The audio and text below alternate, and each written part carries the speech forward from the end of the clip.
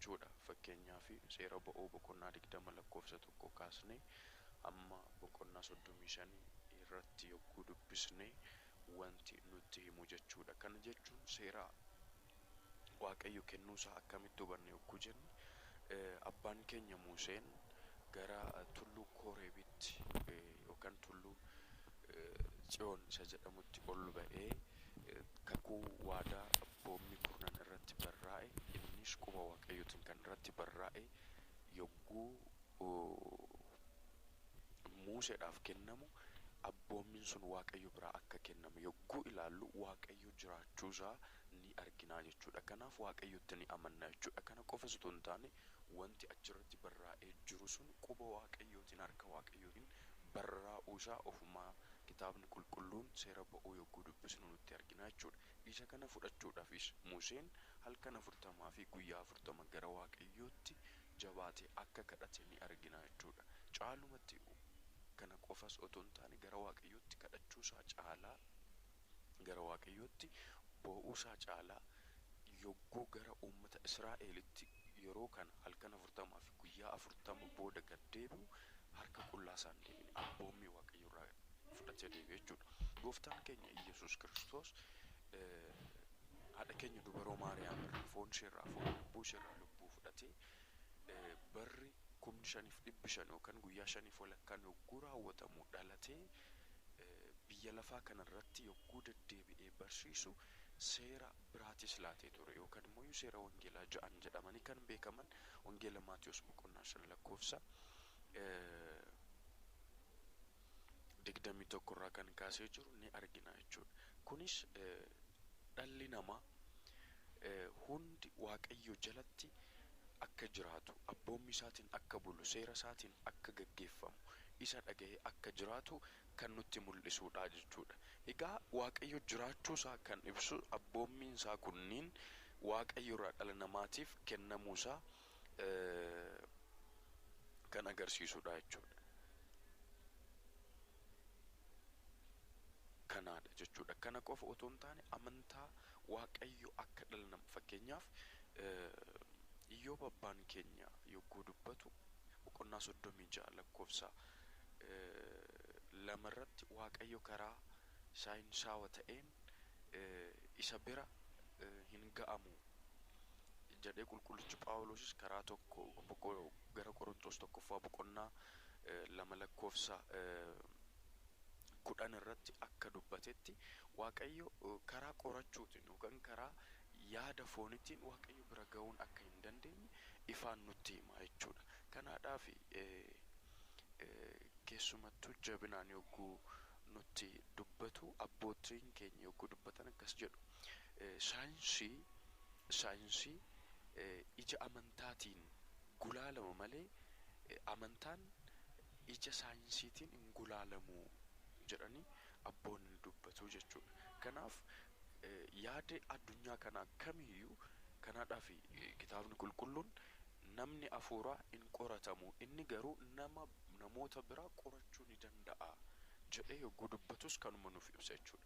Egaa yaada Waaqayyo jiraachuusaa akka amma fakkeenyaaf namoonni gara Meerkurii gara addeessaa gara pilaanetoota jiran gara baay'eetti imaluudhaaf ni hawwu jechuudha. Kuni maalidha?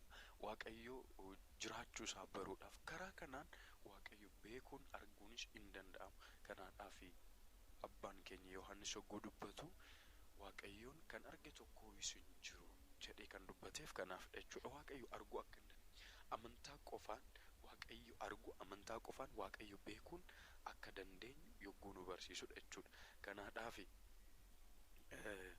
kitaaba Miilkiyaas boqonnaa 2 lakkoofsa 10 irratti hundumti keenya Waaqayyo tokkicha qabna mitiiree Waaqayyo hunduma tokkichatu hunda keenya uume mitiiree jechuudhaan kan hundumaa uumee jiraachisu kan hundumaa gara jireenyaatti isaan fidu kan hundumaa du'arraa gara jireenyaatti sobarraa gara dhugaatti badiirraa gara jireenyaatti kan uumee jiraachisu Waaqayyo ta'uusaa ifaan nutti himaa jechuudha.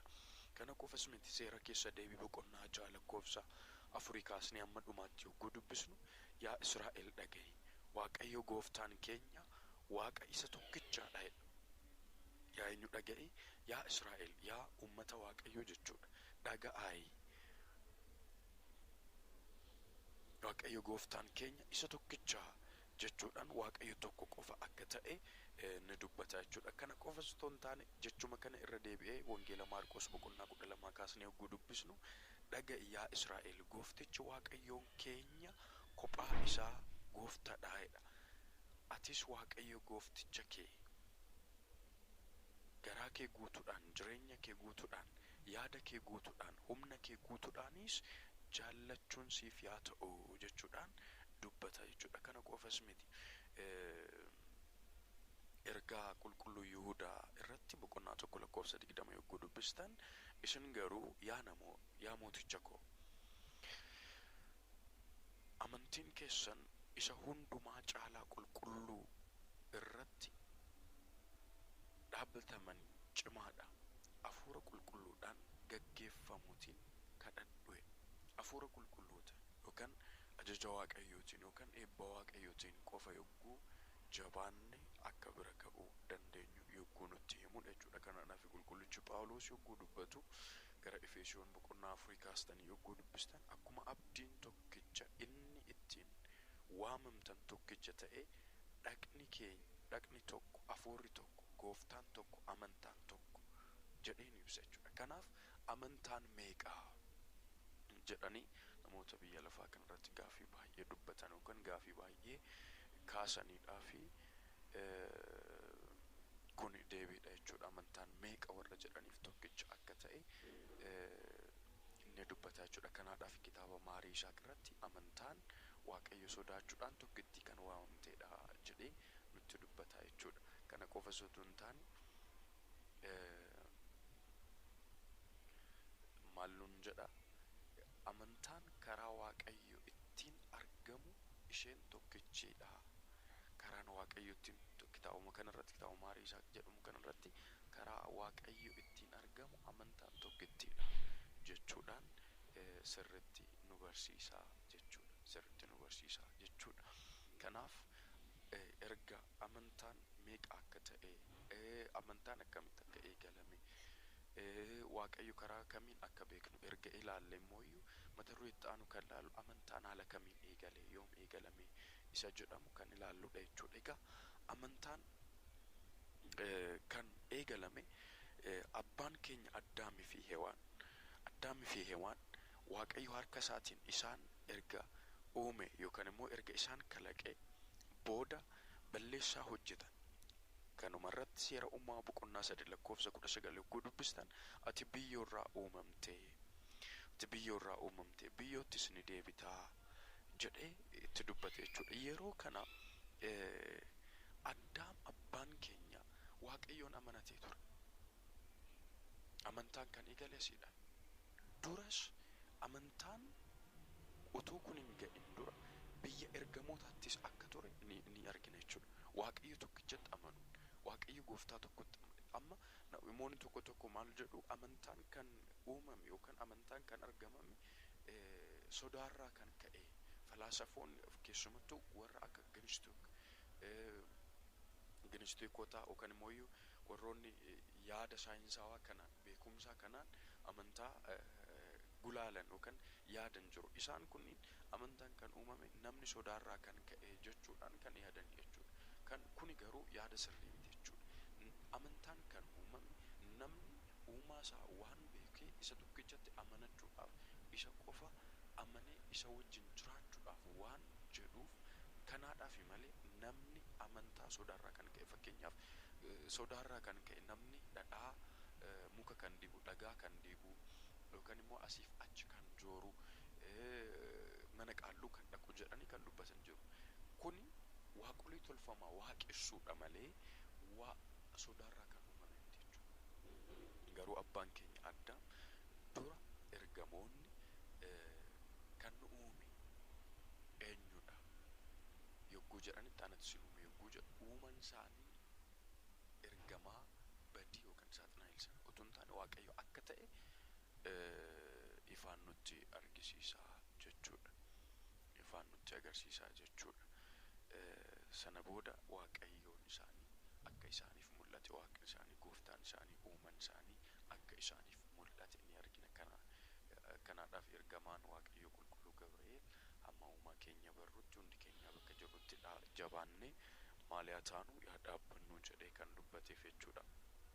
Sanatti aansee amantaan egaa kan eegalame biyya lafaarratti haala kanaan Addaam erga balleessee booda badii isaatirraa du'a itti murtaa'e sana yookaan duuti sanyii namaa hundatti murtaa'e. Fakkeenyaaf Roomii boqonnaa 5:12 irratti yogguu dubbistan addunyaan kun akka fayyuudhaaf waadaa erga seenee fi Waaqayyo innis isa amananii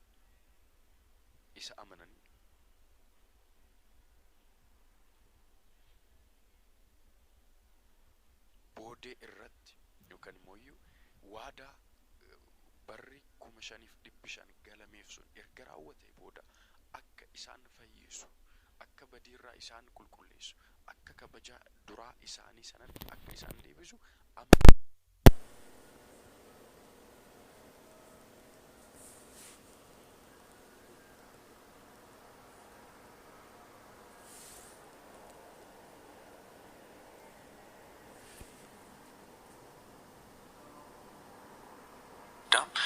dura ergamoonni kan nu uume eenyudha yogguu jedhanitti anatti sin uume yogguu jedhu uumaan isaanii ergamaa badii yookaan saaxinaa'el sana otoo hin taane Waaqayyo akka ta'e ifaan nutti argisiisaa jechuudha.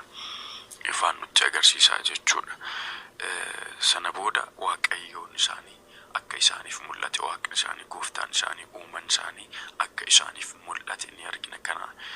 Kanaadhaaf ergamaan Waaqayyo qulqulluu Gabri'eel hamma uumaa keenya barrutti hundi keenya bakka jirrutti jabaannee maal yaa taanu yaa dhaabbannu jedhee kan dubbateef jechuudha. Sanatti aansee amantaan egaa kan eegalame biyya lafaarratti haala kanaan Addaam erga balleessee booda badii isaatirraa du'a itti murtaa'e sana yookaan duuti sanyii namaa hundatti murtaa'e. Fakkeenyaaf Roomii boqonnaa 5:12 irratti yogguu dubbistan addunyaan kun akka fayyuudhaaf waadaa erga seenee fi Waaqayyo innis isa amananii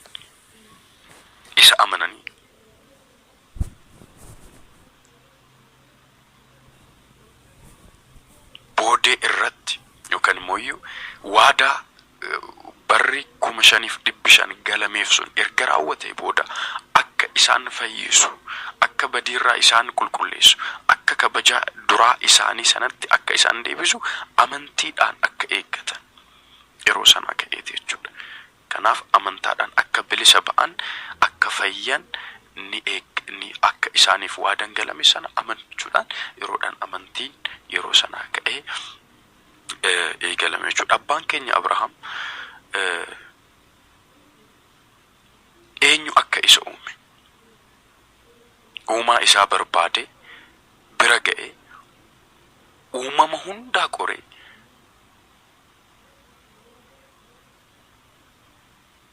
hundumaa bira dadhabbiinsaan ga'e waan hedduu keessa darbe kallattii baay'eedhaan qoree uume. Uumaan isaa garuu Waaqayyo akka ta'u yogguu ta'u amantaa amanuu yeroo sana kaasee akka Waaqayyotti amane ni argina jechuudha. Kanaaf Ibroota boqonnaa 11 kaasne yogguu dubbisne amma xumuraatti ni argina jechuudha. Kanaadhaaf isaan hojii seeressaa abboomuu garaa isaanii keessatti akka barreeffame ni agarsiisu. Dhageessaniitis gara isaanitti akkasuma yaada garaa tokko isaanii haddeessan tokko ammoo isaaniif falma waa'ee kanaaf dhaga'uu ba'uu isaaniiti jechuudhaan Roomii boqonnaa 2 irratti nutti himaa jechuudha. Kanaaf amantaan yeroo sana kaasee kan eegalee yookaan immoo kan ture ta'uusaa ni arginaa jechuudha. Jalqabumaa kaasee kan turan ammas amantii malee Waaqayyo gammachiisuun akka hin danda'amne waan beekuuf yeroo sana ka'ee abbaan keenya yogguu gaabbii qabatu yogguu imimmaansaa dhangalaasaa jiraatu imimmaansaa dhangalaafuudhaan qofa yogguu imimmaan gaabbee harkaa dhumu yogguu sirritti gadda guddaadhaan gara Waaqayyootti boo'ee gara Waaqayyootti imimmaansaa harcaasee imimmaansaa yogguu harkaa dhugu dhiigasaa walitti biyyoodhaan walitti makee dhiifama Waaqayyoo irraa argachuudhaaf yogguu kadhatu ni argina jechuudha. Kana gochuu isaatiin badii isaatirraa akka Waaqayyo isa fayyisuu waadaa galeef kuni amantaadha jechuudha. Amantaan kan eegalame yeroo kana ka'eeti jechuudha. Kanaadhaaf Ibroota boqonnaa 11 lakkoofsa 6 irratti amantaa malee Waaqayyo gammachiisuun hin danda'u. Eenyu illee dhahachuu yoo barbaade inni akka jiru warra isa barbaadaniifis gatii isaanii akka kennuuf amanuun isa irra jira jechuudhaan egaa Abrahaam abbaan keenya kanumaadha kan godhe. Egaa namni lubbuu qabu kamuyyuu Waaqayyoon akka amanatu nutti argina jechuudha. Egaa kana malees amantaan faayidaa lubbuu keenyaaf guddaa qaba jechuudha. Lubbuu keenyaafis foon keenyaafis faayidaa garagaraa qaba jechuudha. Kanaadhaaf wangeela Maarqos boqonnaa 16 lakkoofsa 17 irratti kan amane 16 kaasee amma 17tti yogguu dubbistan kan amane kan cuuphame ni fayyaa. Maal isaatiin lubbuu isaatiin foon isaatiinis lubbuu isaatiinis ni fayyaa jechuudha.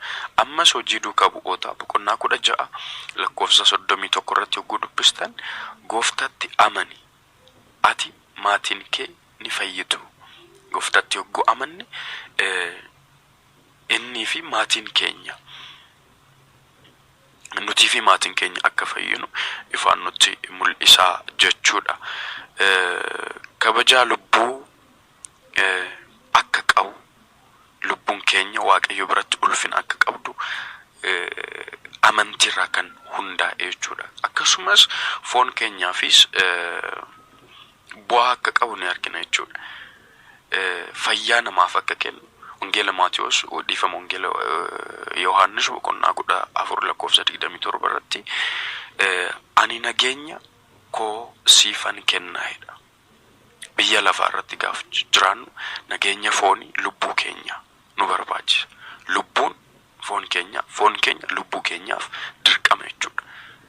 Nageenyi foon keenyaa yogguu jeeqame kan lubbuu keenyaas hin jeeqame jechuudha. Kan lubbuu keenya yogguu jeeqame kan foon keenyaas hin jeeqame jechuudha. Gatii kana ta'eef isa kana nutti hima jechuudha.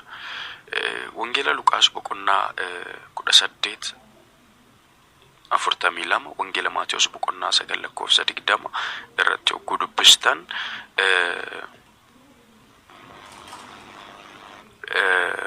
sirritti waan bal'aa ni argattu. Egaa yeroo itti aanu seerawwan jiran yookaan bara seeraa kan jedhamanii keessa beekaman sadan kan ilaallu ta'a. Kunis bara seera laphee kan jedhamee beekamu, bara seera Ooritii jedhamee kan beekamu, bara seera kakuu haaraa jedhamee kan beekamu amantaas keessatti maal akka ta'e ilaaluudhaan barumsa amantaa kana walitti kutaa tokkoffaa goolabuudhaaf ni yaalla jechuudha. Waaqayyo abbaan keenya kan nu barsiifate kan nu gorfate Waaqni abboota keenya galannii fi ulfinni maqaa isaadhaaf haa ta'u. Egaa itti bal'isnee utuu baranne gaariidha, garuu barreeffachuufis dhaga'uufis kana caalee yogguu baay'ate isinitti ulfaata akka ta'e na qaqqabsiistaniittu Waaqayyo maqaan isaa kan ulfaate haa ta'u. Galanni abbaadhaaf, galanni ilmaaf, galanni hafuura qulqulluu Waaqayyo tokkoof, galanni fannoo gooftaatiif, galanni dubaroo Maariyaamidhaaf, galanni qulqulloota hundaaf haa ta'u bara baraatti. Ameen.